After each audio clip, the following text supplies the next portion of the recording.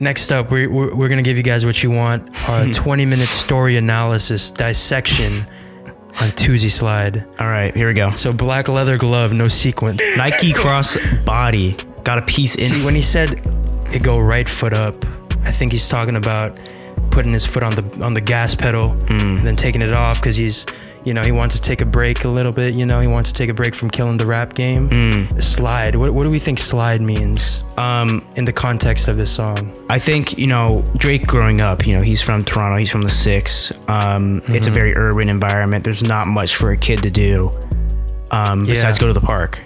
And so I think slides at the park were just a huge part of his childhood growing up. And he's just paying homage to like that, where he's from and shouting out the 6 as always. Yeah. So left foot slide. He's always got one foot in, 1 foot out. He's just kind of like letting you know where he comes from, like keeping the family close.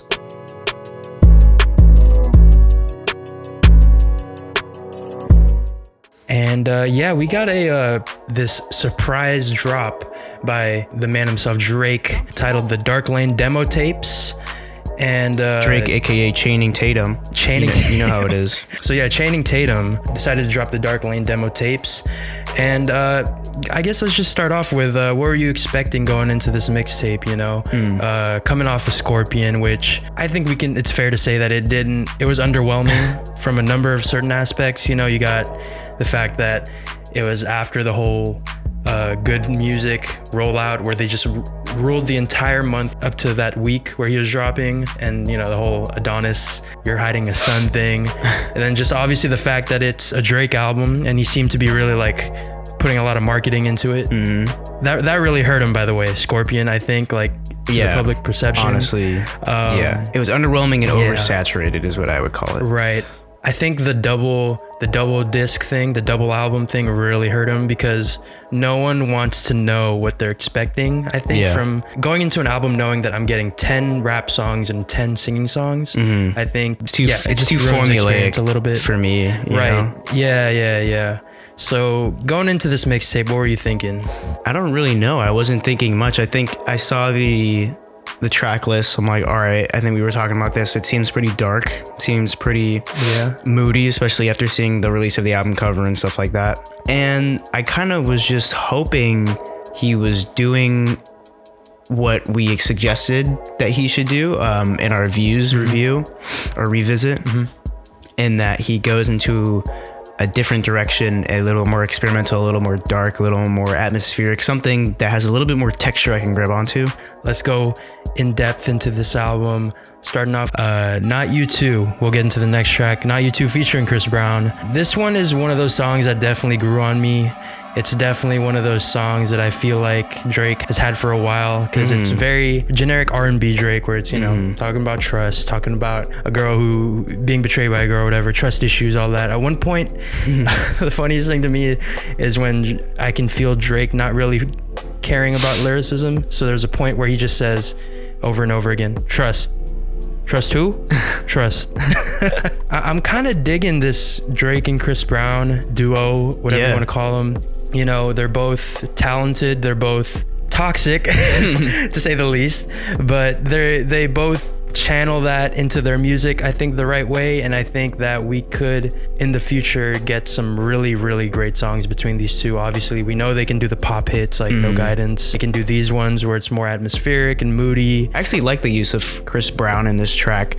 I know people were probably expecting him to come and like do some sort of ballad over it, or just like, sing a solo, but I kind of like how his vocals are they're more in the background and they're kind of flowing. Like an instrument, which is pretty It's kind of like how he used The Weeknd's voice on like The Ride. I like that. I like when artists kind of use that, it doesn't have to be a full feature in like a moment. It can be harmonization, it can be a background, like Frank Ocean on Pink and White used Beyonce as like just background, which is kind of crazy. You know what? A thought just came into my head after you just said that.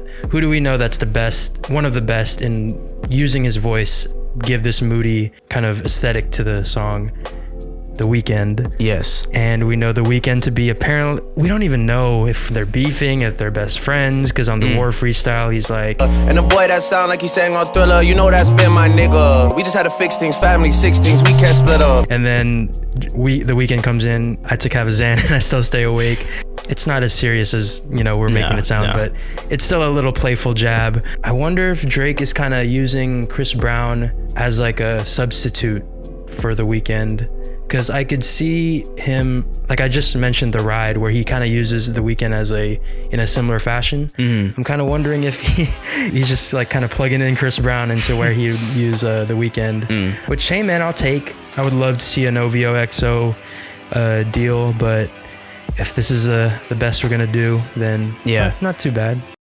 I think this one of the standouts. Yes, absolutely 100%. Yes. This next song. Time Flies. Tuesday Slide. Oh wow. Anyway, yeah. Time flies. This song is hard. I love this song. Like I love this song. Like this, the beat is infectious for me. Like it's so addicting. The kind of distorted and chopped and screwed. I'm outside in an angel. Yeah. The freaking That's fire, the lyrics, like this. The melody. He really hit with this. Like the instrumental and the way it's kind of chopped and screwed. Like I said, really fits with his flow on this, or I guess his singing. Kind of reminds me of Views / If You're Reading This It's Too Late, in terms of the darkness and like kind of laid back and suppressed instrumentals that put you in this mood. Yeah. It's really cool. I honestly could see like Kanye getting on this beat, because it's very similar to like Life of Pablo, or even like Ye. You know, he has that similar. That's interesting. I feel like he's used that sound before. Yeah, this song actually,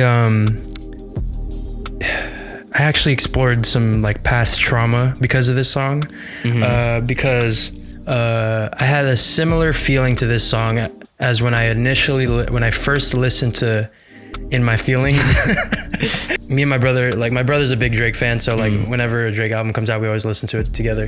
And I remember when we first listened to In My Feelings, I was like, yo, this is the one, this is sick. And then all of a sudden it just became super overplayed, super annoying. I was the same way, This song, like I kind of had similar feelings where I was like, yo, this is the one, like this is sick. And then I was like, wait, when was the last time I said this? Yeah, Time Flies, I think is, you know, one of those songs that revalidates Drake's kind of ability to make these hit songs that are super catchy. Pain 1993. Yes. This was the undisputed most anticipated song from this album. Okay, Matt, you gotta get your mans. What happened? What happened to Cardi, man? Okay, let me spit my thoughts here. Hashtag OurThoughts. Some knowledge. Kick some knowledge to him, okay, man. Pain 1993. Beat, fire. Pierre killed, as always. Super clean, super upbeat, super quote unquote classic. vibey. You know, he always does like it sounds sort of like something off of Dial-It. It reminded me of Love Hurts. Yeah, Love it's not Hurts, okay. as like blaring, but that kind of like constant atmospheric tone or synth in the background is always there, similar to Love Hurts. Shorty wanna rock star. Okay, shorty wanna rock. I put that top left, I love my Crody to death. Hype Williams, Lil X. If you don't say it direct, give a Right. Drake sounds really good on a Pierre beat. I was not expecting. I think but it makes sense. You know, Pierre on a Pierre Bourne beat, you have to be able to hold a melody and be able to use your voice as an instrument. I do think there's like too much hate on the Playboy Cardi feature, and so I wish he went back to the flow and the voice on Dial-It or on Self-Titled. Like that was like the perfect pitch, and it was high enough to where you could stand out and you could tell it's Playboy Cardi, but not so high where I'm like, bro, I'm listening to like some toddler like scream on an Xbox mic. You know, it's like I'm always getting double teamed. I don't get this. Anyway, lyrics and cadence of Drake low-key sounded like us rapping on a Pierre Bourne track, like at certain parts On Cash Me Out? Yeah, like very similar, just like From the town, then do that shit again. I might just blow a milli. She get all touch and feely. So high I touch the ceiling. Look at my eyes is chilling. Are you saying Drake jacked our flow? I think we need some royalty here. Oh, or did we ghostwrite his verse?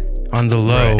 Ghostwrite. Something to think about, y'all. Much to think about. I think because Drake did what he had to do on this song, where it's exactly what you want to do on a Pierre Bourne track, where you just kind of write it out. And then Playboy Cardi comes in, that very high-pitched voice. First, that already kind of breaks the momentum.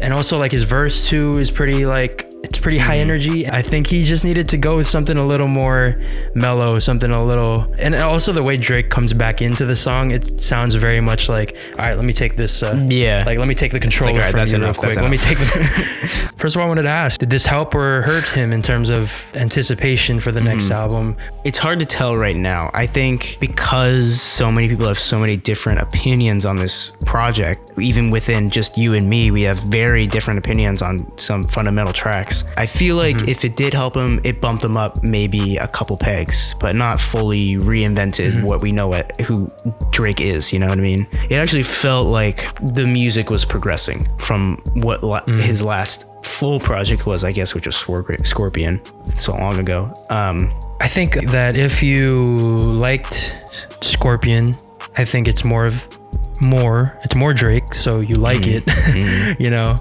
And if you didn't like Scorpion, you know, whether or not you actually like the music, I think that you can at least say that this is like the good parts of Drake, and like he does them pretty well. More or less, I think this was just a reminder that Drake can make good music. You know, like there's this kind of, you know, like people have lately been questioning his ability to actually make music, you know, whether or not he's still relevant. You know, a lot of the hate nowadays is things outside of music, or things that are outside of music that have bled into the hip hop culture. And I think that it's just kind of nice to get a reminder, like, oh yeah, he can just like make good music too, you know? So I think in that aspect, I think this was a nice kind of shot of positivity for his career, because kind of leading into this album, it's all just been memes and hate on Drake. You know, it's not necessarily saying that it changed music, like you said, but it's a pretty listenable experience. Again, with the right atmosphere, it can go from like a pretty good album to a really good album. Overall ratings for the Dark Lane demo tapes. See, I remember in Scorpion we gave it about like a 6.5. So I think I'm gonna go ahead and give it a 7.5. Okay. Really great stuff in here. It's obviously not a fully realized concept, but you know, it's a really good music again. And you know, I wish I liked more of the songs. I wish that some of them are a little more interesting to me. The ones I like, you know, they're good, but like I feel like they all could be better in some ways. I kind of like critique them, even though I said that they were my favorite. And so I think for me, this album is more of like a 6 to 6.5. It left me with like more to be desired with a lot of the songs. Definitely let us know what you guys think, because this is definitely one of the more polarizing. I mean, Drake, period, is one of the most polarizing artists. So that's always going to spur some great discussion. Here we go. I can't wait to see the comments on this one. Please let us know what you thought, like in terms of your favorite tracks, if they were the same as ours, they're completely different. If you thought this was like every single track was awful, every single track was fire, and you can't wait to see what he has coming up in the summer, like let us know. Started that discussion down in the comments. Again, we read and we like and we respond to every single thing you guys put down there, and we appreciate you guys' opinions, even though if they differ from ours, that's even better. So hey guys, Francesco here from the OurThoughts podcast. Wanted to first of all ask you guys how you're doing. You know, hope you guys are doing well.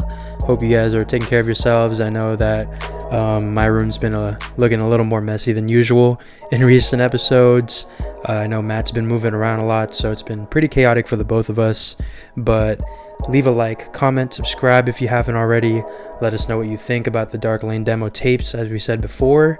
And also, if you're interested in hearing more about what we had to say about the album, we have a full hour-and-a-half long version of the podcast where we go into depth in every single track by track, and just really let you know what we think about every single song on this album.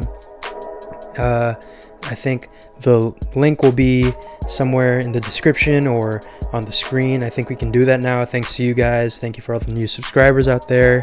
Also, as far as the special announcement that I kind of said earlier in the video, the reason that I look as tired as I do is because we are actually editing the what you guys have been asking for, the after hours bonus tracks and music video analysis, and it's as big, if not bigger, than the after hours analysis, the original video.